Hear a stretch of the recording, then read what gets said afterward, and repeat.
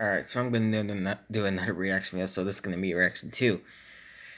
Origin of SCP-939 by SCP Exploration. So, yeah, figured I'd react to an SCP video because, well, my username is Joshua the SCP King, so, and I haven't really made an SCP video in a long time, so,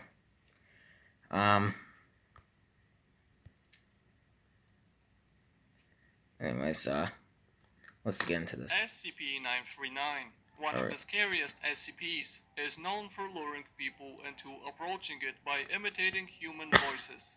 But perhaps the creepiest thing about the anomaly isn't its description, but the way an SCP-939 instance reproduces, by giving birth to a creature that appears identical to human infants. This makes us wonder, where does SCP-939 originate from, and why does it reproduce the way it does? In this video, is it one of the try to Scarlet King's answer babies? these questions. Before we begin, don't forget to subscribe to our channel with notifications on, so you don't miss any. Well, you haven't uploaded in about a year, videos, so and we will be discussing the not really origins going to turn of on more famous notifications. SCPs very soon. As some of you may already know, SCP-939 is a species of anomalous pack-based predators with bizarre physiology. They have no brain. These are SCPs ranked number 3 on my circulatory system, and even favorite, a digestive top 5 tract. favorite But SCPs. in spite of the fact that they can't process food, they still behave as predators and express a strong desire to hunt and consume other creatures. Other notable facts about SCP-939 include the fact that they avoid bright light, that they produce an amnestic substance called AMNC227, and many more. But as we already said, the most notable thing about these creatures is not their abilities, but the way they reproduce. Once again, in spite of having virtually no internal organs, 939 instances can give birth, and a newborn appears morphologically and genotypically indistinguishable from an ordinary human infant. Naturally, the Foundation wanted so it looks to like a learn baby more and about then these evolves bizarre into creatures. So after that an thing. SCP-939 instance gave birth, the agency separated the newborn in order to study it further. The child's mental and physical development remained within human norms at first. It learned to walk and speak, but roughly 5 years after it was born, the child began acting nervously. Out of nowhere, its breathing became rapid and its heart rate became very high. This was assumed to have been a panic attack, and the creature was given medication. These symptoms returned the very next day, and they were treated in the exact same way. However, a few days later, the same symptoms returned but with increased intensity. The creature complained of a severe headache, intense chest and abdominal pain, and temperature. It denied conventional medication and instead requested a large basin full of water and dimmer lights. Why? And after spending nearly 48 hours in the water, it began violently tearing at its skin, all the while showing considerable distress. Despite of this, it did not stop, and a bit later even detached its own head. After a few disturbing hours, which thankfully aren't described in detail, this quote-unquote transformation ended, and the creature appeared morphologically identical to the original SCP-939 instance, but smaller in size. And as we see, both its description and the way it reproduces tells us quite a lot about its origin. First off, let's start with its description.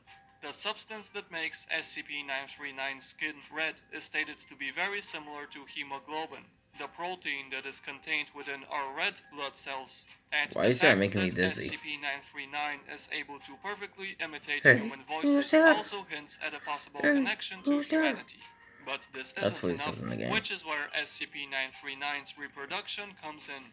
After they are born, the 939 instances are virtually identical to human infants, which once again hints at a connection to humans. But what kind of connection are we talking about? Well, in order to say for certain, we will have to keep on reading the article about 939's reproduction, because after the disturbing transformation, the subject was kept in containment, which revealed even more about the SCP-939 origin. After the subject's transformation, which for further reference is now called SCP-939-101, a few audio logs of the anomaly were recorded, and in contrast to all the other SCP-939 instances in containment, 939-101 appears sentient and has actively spoken to Foundation personnel. The logs show us how a certain Foundation doctor visits this creature, and the two spend so much time together that he even becomes attached to it. As a result, 101 opens up and begins telling him various stories. For example, it asks the doctor if he has seen some sort of paintings and claims that they used to draw pictures before men in white coats took them away. 939-101 also says that they were often given injections and that they were told to forget about their father. The creature also claims that the doctors tried to introduce someone else to them who pretended to be their father, but the children could tell the difference. 101 also Okay. says that their father used to tell them stories, for example, about a place that didn't have ceilings, where up was forever and the ground wasn't white. SCP 939 101 also talks about its transformation process, saying it wanted to find water away from the bright lights so that its headache could go away. The creature then says that inside the cold water, their skin itched, and when they scratched, their skin fell off, but the lights started bothering them less and less the more they scratched. The creature also says that they were all very scared and wanted to see their father, but the Foundation didn't allow it. SCP 939 101 also says that they were so hungry that they ate their own heads. The Oh, creature wow. continues, claiming they became more and more hungry after the transformation, and that only meat could satisfy their hunger. And in the end, You want a 939 cheeseburger? 101 ends the logs by apologizing, saying they know that lying is wrong and that they didn't mean it. Well, as we see, these audio logs are both very interesting and very bizarre. First off, the way SCP 939 101 speaks about itself, its father, and its siblings makes them appear very human like. It says how they all used to draw pictures, how their father used to tell them stories, and much more. And in general, it makes the SCP 939 instances appear a lot more relatable by saying that they hunt because they become very hungry and Hmm. not because they enjoy it. Secondly, these audio logs also raise a few questions. For example, what kind of drawings was 101 talking about, and why weren't they mentioned in the wiki article? Also, the story that the creature's dad used to tell them seems interesting. The one about a place that didn't have ceilings, where up was forever and the ground isn't white. This bizarre description certainly makes us think of an alternate reality. And last but not least, Yeah. let's not forget the fact that SCP 939 101 was sapient, in contrast to all other 939 instances that just That's the imitate indie human model. speech. The most likely explanation for this would be the fact that it was raised by humans and not by an SCP 939 instance, which certainly would have allowed it to become more intelligent, but still, the fact that 939 101 developed in the exact same way a normal human infant would shows us that the SCP 939 instances are in a natural environment among humans. Well, that's quite a lot of information, so let's Yeah. try to piece everything together. Taking everything into account, Alright. the various similarities between SCP 939 and humans, the fact that SCP 939's infants appear identical to ordinary infants, and the fact that 939 newborns are right at home among humans tells us that these creatures must originate from humanity. And based on the Yeah. weird story that 101's father used to tell them, which sounded like a story from an alternate reality, and the fact that 101 frequently said it wanted to go home, we can assume that this common origin doesn't stem from our world, but instead from an alternate reality where humanity's path of evolution changed. A specific change of the environment forced the alternate humanity to evolve, and as a result, the people there gained certain anomalous abilities. For example, their sun became much brighter, which forced them to hide in caves, and their skin also adapted and became more resistant.